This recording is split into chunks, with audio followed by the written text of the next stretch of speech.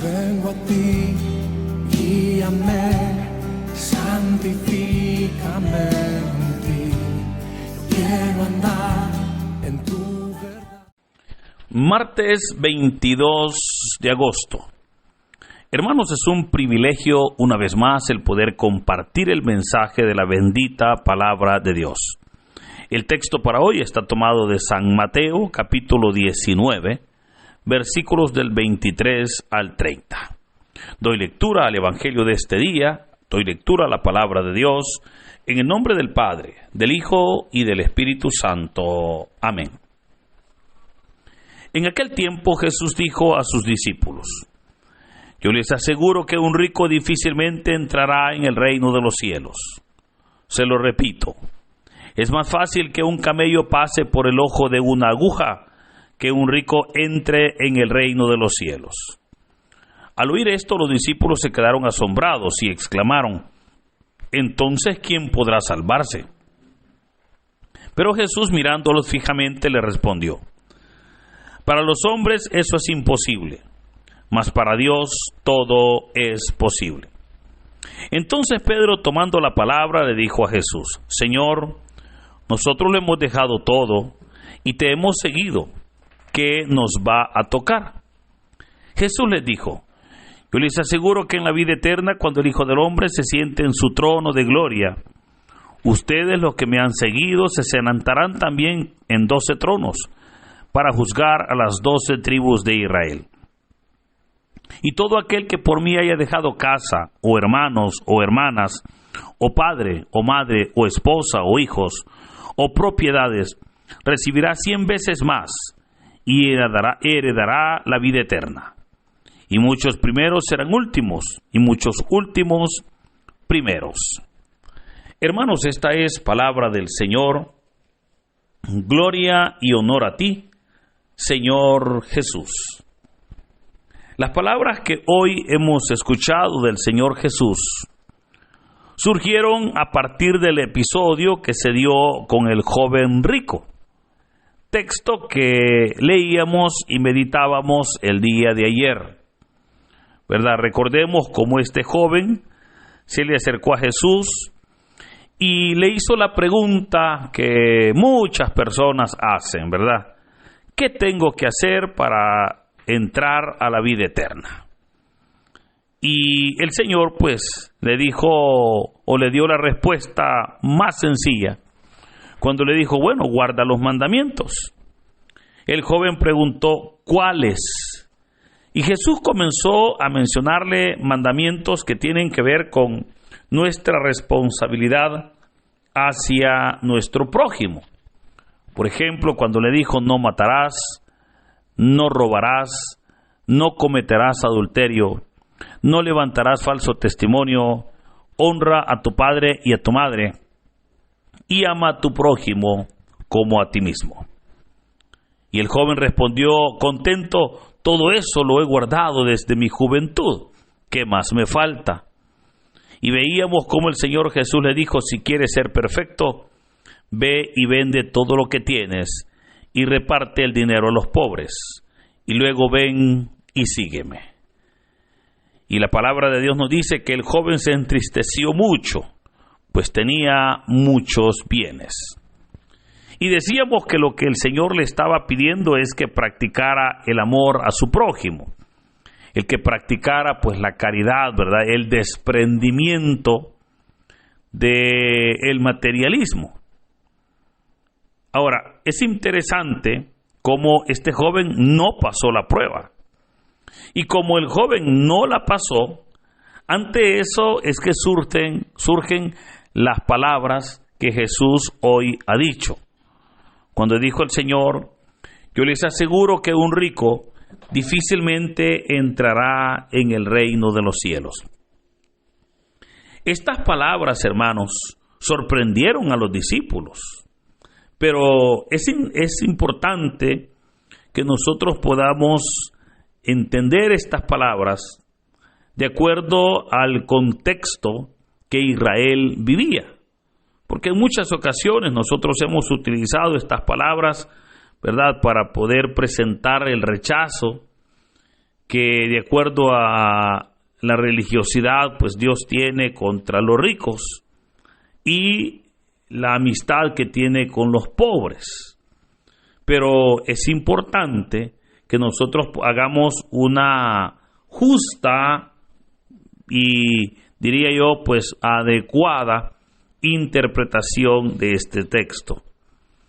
Puedo recordarle que desde el Antiguo Testamento, todas las personas que tenían una relación cercana con Dios eran las personas más prósperas, ¿verdad? O sea, usted puede ver cómo todos aquellos, los que la Biblia por lo menos nos describe, eran personas que tenían mucho dinero.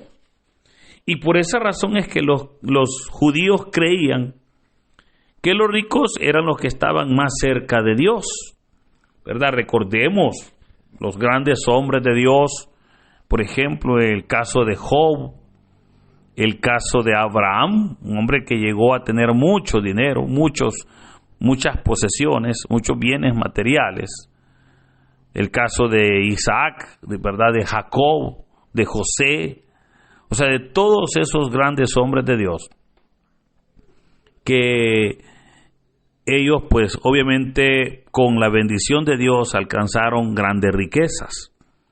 Ahora, por el otro lado, también los judíos creían que la pobreza era castigo de Dios.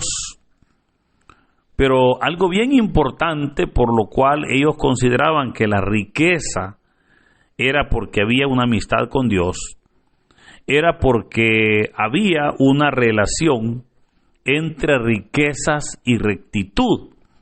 Algo que hoy en día, pues, muchas personas que son adineradas no pueden hacer uso de esos elementos, ¿verdad?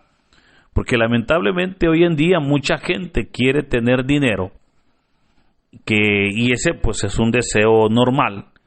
El problema es que quiere tener dinero a pesar de lo que tenga que hacer. O sea, quiere tener dinero e incluso rápido. Y eso es lo que hace que puedan caer en injusticias, puedan caer en corrupción, porque lo que anhelan es tener dinero, tener riquezas. Esto no se daba con los grandes hombres de Dios, porque ellos tenían una perfecta relación entre riquezas y rectitud. Ahora, luego también todos los judíos pensaban que todo el que tenía riquezas era porque Dios lo había enriquecido, ¿verdad? Porque en realidad así era. O sea, todo aquel que tenía sus buenas riquezas era porque Dios se las había dado. Hoy en día, insisto, pues pareciera como que hoy es muy diferente esa realidad. Ahora, de acuerdo a ese contexto, las palabras que Jesús dice hoy, mire que son palabras obviamente que sorprendieron a los discípulos. O sea, sorprendieron cuando el Señor les dijo: yo les aseguro que un rico difícilmente entrará en el reino de los cielos. Ahora, vea que incluso el Señor dijo, y se lo repito, que es más fácil que un camello pase por el ojo de una aguja que un rico entre en el reino de los cielos. Debo decirle que esta frase nosotros debemos de tener cuidado con la aplicación de este texto de acuerdo a nuestro tiempo, ¿verdad? Pues nosotros cuando oímos una aguja y un camello, rápidamente nos imaginamos, ¿verdad? El camello, pues que es un animal tremendamente grande, y la aguja, ¿verdad? Que es pues un artículo muy pequeño, con un orificio en la punta extremadamente pequeño. O sea, eso es lo que a nosotros se nos viene a la mente cuando decimos el ojo de una aguja, un camello entrar por ahí. Pero debo recordarle que este texto es uno de los textos que son bastante difíciles de interpretar, dado que habían y hay todavía varias teorías sobre a qué se refería Jesús cuando presentó esa comparación, ¿verdad? Hay una que tiene bastante fuerza y que es la que dice que como en tiempos de Jesús ya existían agujas, ¿verdad? Pero eran agujas de madera, otras eran, por ejemplo, algunas espinas que preparaban para poder enhebrar el hilo, algunas eran hasta espinas de pescado, ¿verdad? Que lograban pues prepararlas para ese fin. Pero la teoría que le decía tiene bastante fuerza, es que recordemos que Jerusalén era una ciudad amurallada, la cual tenía 4 puertas, una puerta al norte, otra puerta al sur, otra al oeste y otra al este. Estas puertas permanecían abiertas durante los 6 días de la semana. Pero el día viernes a las 6 de la tarde, estas puertas se cerraban y se volvían a abrir hasta el sábado a las 6 de la tarde. Esto porque, de acuerdo a ellos, de acuerdo al calendario judío, el viernes a las 6 de la tarde inicia el sábado, ¿verdad? Que era pues el día de reposo. Entonces, habían mercaderes, o sea, personas que ellos pues salían, ¿verdad? En caravanas a vender sus productos, que no alcanzaban a llegar a Jerusalén antes de las 6 de la tarde. Entonces, para estas personas, y obviamente ya con las puertas cerradas, ¿cómo podían entrar ellos, verdad, a la ciudad? Y para resolver este problema es que existían unos, diríamos nosotros, unos agujeros en la muralla, aproximadamente de 1 metro de alto por unos 50 de ancho, donde solamente pasaba una persona, ¿verdad? Un poquito incómoda, pero pasaba. Pero no podía pasar un camello. Entonces, esto era lo que mayormente se sabía, por lo cual se cree que el Señor Jesús puso pues esta comparación. Pero en realidad, fíjese, creo que sin buscar tantas respuestas, claramente nosotros podemos entender de cómo el Señor Jesús está comparando el animal más grande que existía en esa época, como era el camello, con el agujero más pequeño, que era el ojo de una aguja, ¿verdad? Pero todo esto, hermanos, lo que nos enseña es que la salvación o la condenación verdaderamente no depende del nivel económico de una persona. O sea, cuando Jesús habló de que difícilmente un rico va a entrar en el reino de los cielos, por supuesto no se refería a que por ser rico se va a condenar, ¿verdad? Tampoco se refiere que los pobres tienen acceso directo. No es así, ¿verdad? Porque debo recordarle que el pobre, mire, el pobre se salva no por ser pobre, se salva por creer en Dios, ¿verdad? Igual que el rico se condena no por ser rico, se condena por dejar de creer en Dios y creer en sus riquezas. O sea, eso es importante que nosotros podamos hoy en nuestro tiempo entenderlo, porque si no, pues vamos a seguir presentando a los pobres como los beneficiados, ¿verdad? Pero nos enfocamos en su nivel económico y no verdaderamente en esa relación con Dios. En lo personal yo le puedo decir, conozco gente que tiene dinero y que son unas grandes personas, son grandes hijos de Dios, grandes siervos de Dios. Asimismo también conozco personas que no tienen dinero, pero tristemente son personas prepotentes, orgullosas, malcriadas, son personas que guardan rencor, odio, envidia, ¿verdad? Creo que por por la pobreza que mucha gente vive. Es lamentable como mucha gente, debido a la pobreza económica, siempre anda con envidia, siempre anda con celos, siempre anda con odio porque aquel anda feliz y tiene sus cosas. Entonces, creo que es importante el que podamos entender esto, porque si no, pues no le vamos a hacer justicia al texto y vamos a decir que la persona, de acuerdo a su nivel económico, así recibe la salvación. Aclarado esto, volviendo al texto, se nos dice que al oír estas palabras, los discípulos quedaron asombrados, dice el texto. Y es ahí donde le dijeron: Señor, ¿y entonces quién podrá salvarse? O sea, los discípulos todavía no comprendían lo que Jesús estaba hablando, ¿verdad? Ellos no comprendían que el Señor estaba hablando del amor al prójimo, estaba hablando del desprendimiento. Creo que ante esto hay un ejemplo maravilloso en la palabra de Dios, que es el caso de Job. Job, por ejemplo, lo pierde todo en el mismo día.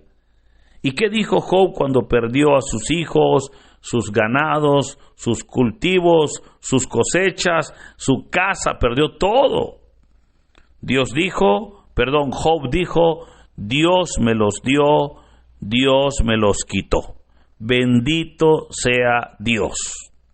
O sea, en otras palabras, Job estaba diciendo: eso no es nada, porque he perdido lo que tenía de bienes materiales que Dios me lo había dado, pero sigo teniendo a Dios, ¿verdad? O sea, esto es un ejemplo de ese desprendimiento. Ahora, por el otro lado, hermanos, creo que es importante reconocer que, y creo que, no sé si usted estará de acuerdo conmigo, pero mientras haya pobreza en nuestro país, la riqueza será una injusticia. O sea, mientras hayan niños, ¿verdad?, niños muriendo de hambre en nuestro país, el que hayan personas o familias que tengan comida de sobra, eso representa una injusticia. Y tal vez alguien podrá decir: qué exagerado el padre, si aquí nadie muere de hambre. Hermano, hay pobreza y eso no lo negamos. Hay pobreza y pobreza en muchas áreas. Y tristemente le digo, o sea, en esa cadena de producción, como le llamamos, creo que los pobres somos los que sentimos más dura la vida. O sea, los pobres somos aquellos que terminamos pagando el precio de todo. Y obviamente es donde se siente, ¿verdad?, lo difícil. O sea, es importante, fíjese, yo entiendo que es necesario que nosotros cuidemos los recursos, que cuidemos, pero lamentablemente el ser humano a veces no tiene compasión con su prójimo necesitado. Mire, los animales sienten compasión por sus crías cuando tienen hambre, fíjese. Y solo el ser humano es el que no tiene compasión. Somos la única especie egoísta. O sea, es duro cuando en nuestro país, por ejemplo, se sabe que hay 75 familias que son dueñas de la mitad de la riqueza de este país, mientras que hay 7 millones de habitantes que nos repartimos la otra mitad y que no tenemos nada, ¿verdad? Por esa razón es que es importante que estos textos los podamos tocar, porque es necesario crear un cambio en el corazón humano, crear un cambio en ese corazón del que posee las riquezas.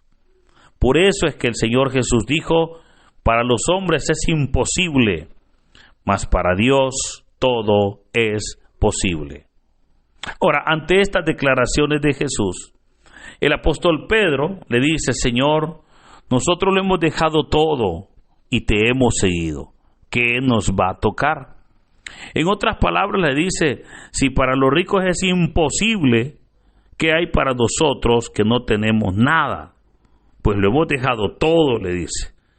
Y es hermosa la respuesta que el Señor les da cuando les dijo: yo les aseguro que en la vida nueva, cuando el Hijo del Hombre se siente en su trono de gloria, ustedes, los que me han seguido, se sentarán también en 12 tronos para juzgar a las 12 tribus de Israel.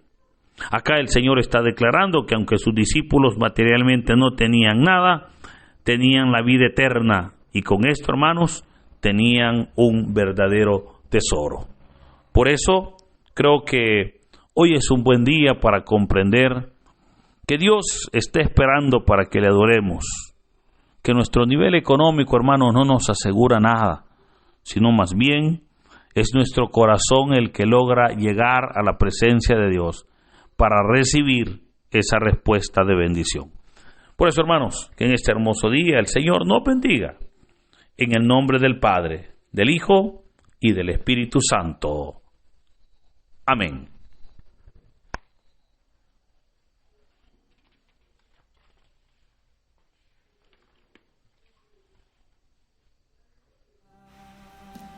Dinos, ¿qué te pareció la reflexión del Evangelio del día de ahora en la sección de los comentarios?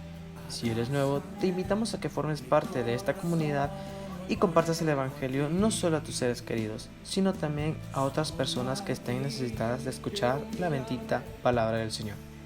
Recuerda darle like a este video, suscríbete si aún no lo estás, ya que subimos videos todos los días. Así que muchas gracias y que Dios Todopoderoso nos acompañe hoy, mañana y siempre.